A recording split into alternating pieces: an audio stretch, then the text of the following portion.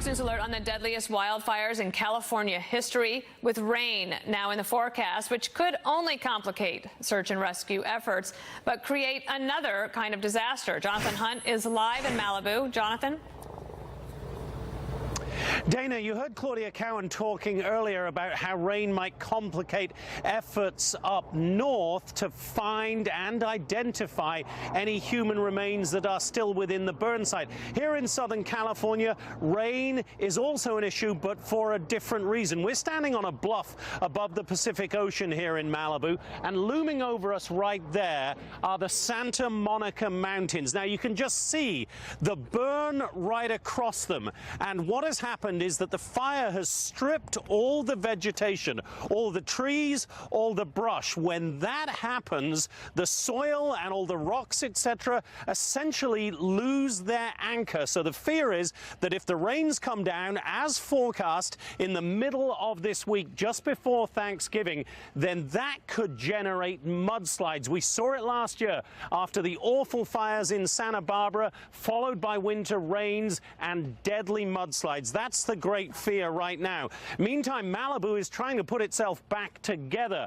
We were out just a short time ago driving along some of the streets. You can take a look at the video there, and pretty much every street you go down, you find scores and scores of power workers who are trying to get all the power lines back up and basically get this small city back up and running. It's not easy. A lot of the schools, for instance, are telling us that they will certainly be closed through till next Monday. It may even have to be much longer than that, because they have to get everything back together. They have to make sure it's safe for the students to come in. Meantime, Malibu has been opened almost entirely now to residents who want to get back to their homes. But Dana, as you look at the scene around us here, hundreds of families here in Malibu are going to come back to find that there is literally nothing left to come back to. It is going to be anything but a happy Thanksgiving for a lot of people here in Southern California and up north, where my friend Claudia Cowan has been doing such great reporting too. She has, and we shall keep everybody in mind, thoughts and prayers, absolutely, and to stay safe, listen to your local authorities. Jonathan, thanks. We'll be back in touch with you. From Malibu to Chico now, where the wildfires not only destroyed homes, but are also wreaking havoc with the educational system. After burning at least one elementary school to the ground and damaging others. Tim Taylor is the Butte County Superintendent. He joins me now. Over the weekend, I had somebody message me on Instagram saying that the schools need some attention out there, because you're trying to figure out a way to get these children back in school, get the teachers back in the classrooms. You need portable classrooms. There's a lot of things that you need. Tell us about your experience. Well, thank you. I think the first and foremost thing is we have a target date of December 3rd to get all kids back into a school setting.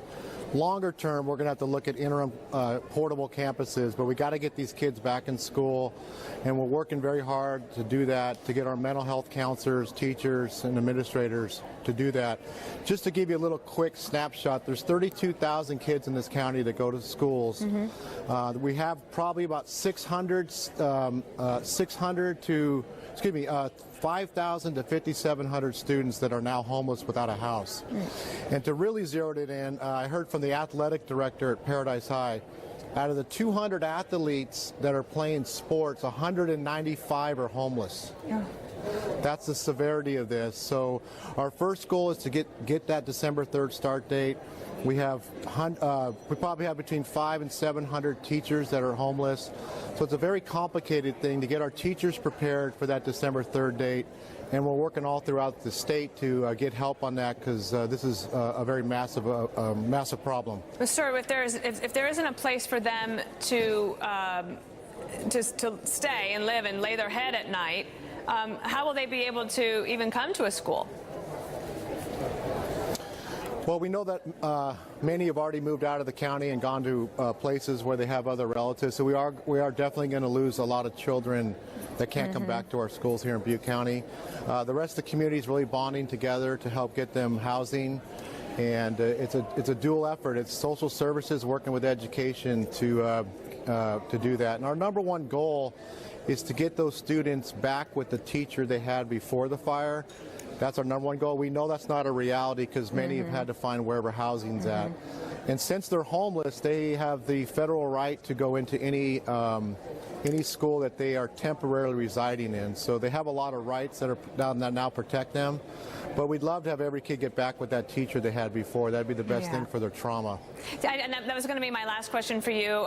Tell me what the children need right now, if there's ways that we can help. I assume that part of it is just having somebody there that they can talk to, because I'm sure the trauma is something that kind of internalize as they try to figure out with their families what they're going to do next.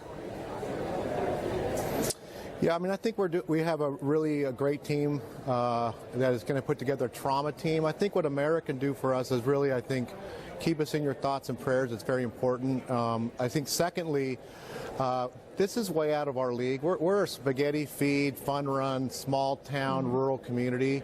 So these people, these major donors and corporations are overwhelming. So I'm putting together a team to deal with that and get a message out what we need. Really, there's plenty of much clothes and stuff come in. We're going to need funding, and we're really going to need somebody to really help organize us, because we're not equipped for something like this, but people are going to help us.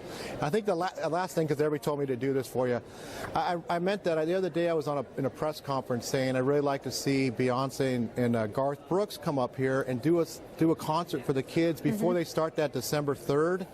They need something positive.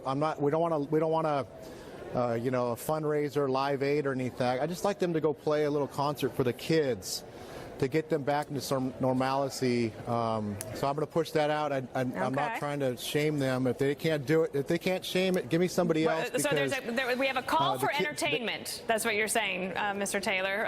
The kids need some fun. They're stuck in tents and all that. Kids. So yeah, they really need that. So well, they're lucky to have you as they're at the helm there in the Butte County. We appreciate you coming on today, and we wish you the best. We'll stay in touch. Tim Taylor, thank you.